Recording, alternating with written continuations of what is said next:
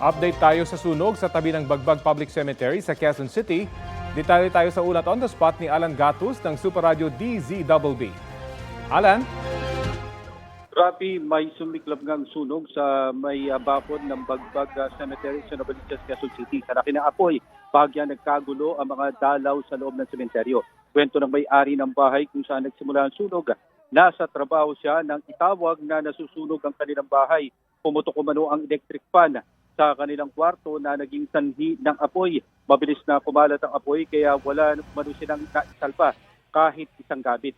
Umabot sa ikalawang alarma ang sunog bago idineklarang kontrolado kanina alas 9:45 ng umaga. Pero sa mga oras na ito ay fire out na ganap na alas 17 kung saan na nasa 30 mga pamilya naapektuhan na Rapi at 21 bahay naman yung nadamay sa sunog. At yan ang pinakasariwang balita mula dito sa Quezon City. Balik sa iyo, Rapi. Maraming salamat, Alan Gatus ng Super Radio DZBB.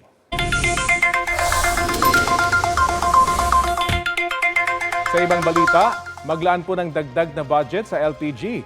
Epektibo na kasi ang taas presyo sa LPG ngayong unang araw ng Nobyembre. Ang Sulain may dagdag singil na 1 peso and 64 centavos sa kada kilo ng kanilang LPG. 1 peso and 60 centavos naman ang taas presyo sa kada kilo ng LPG ng Tron.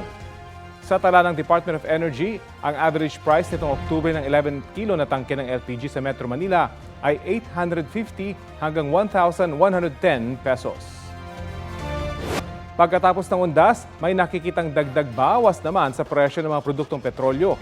Batay sa 4-day trading, tinatayang bababa ng 40 hanggang 70 centavos ang presyo ng kada litro ng gasolina sa susunod na linggo.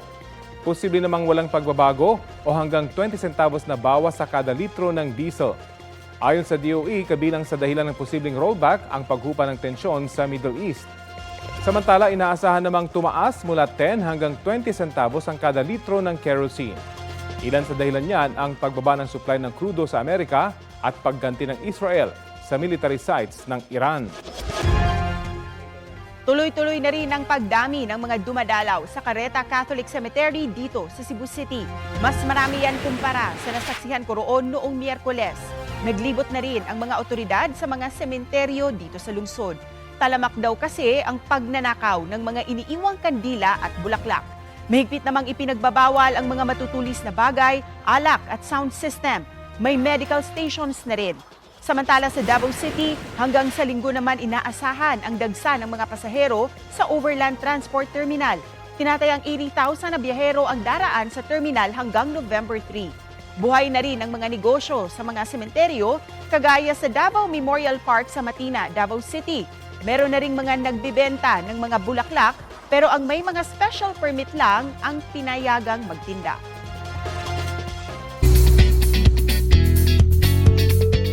Mga mare at pare, may spectacular treat ang ilang sparkle stars in time for Halloween.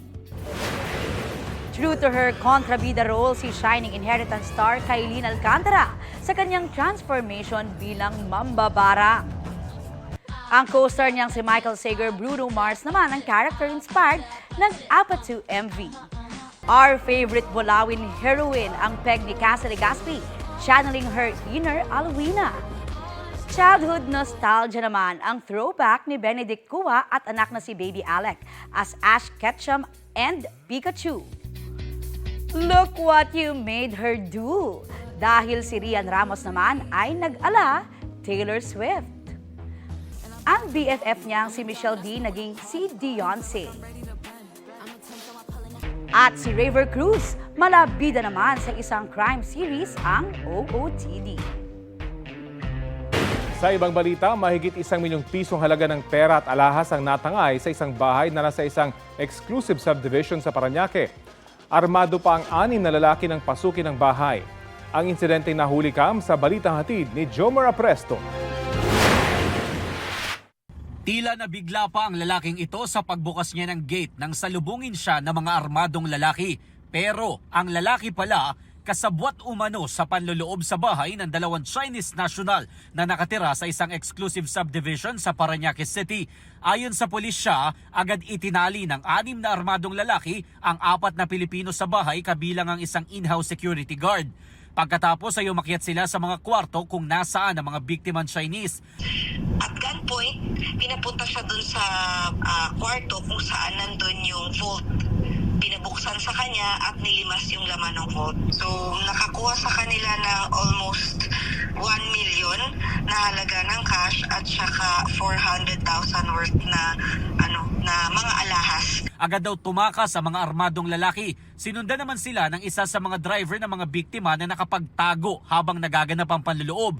Sa backtracking ng pulisya, natuklasan na magkakakilala ang driver na sumunod at ang mga armadong lalaki. Imbes kasi nakalaga ng iba pang mga biktima, dali-dali siyang umalis sa bahay. Nakita din sa CCTV na nag-uusap-usap sila matapos ang nangyaring panloloob. Dahil dyan, agad siyang hinuli ng mga otoridad. Bukod sa kanya, nalamang kasabwat din ang lalaking nagbukas ng gate at ang isa pang driver ng mga biktima. Base sa investigasyon, isa sa mga biktima ay dati na ring nabiktima sa Binondo, Maynila. Kaya hinala ng otoridad, iisang grupo lang ang sangkot dito. Nasa 30 million yung nakuha sa kanya sa Binondo. So, hindi siya nag-file ng complaint.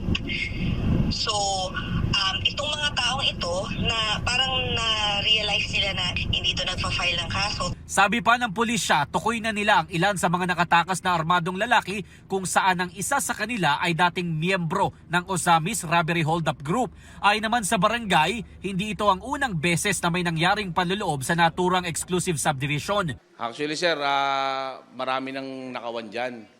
Hindi lang siguro mga 6 na robbery ang nangyari dyan. Pagka pinasok nila yung subdivision, kunyari may target sila na bahay, una nila pinapasok, ang hinahanap nila yung box ng CCTV para hindi sila makita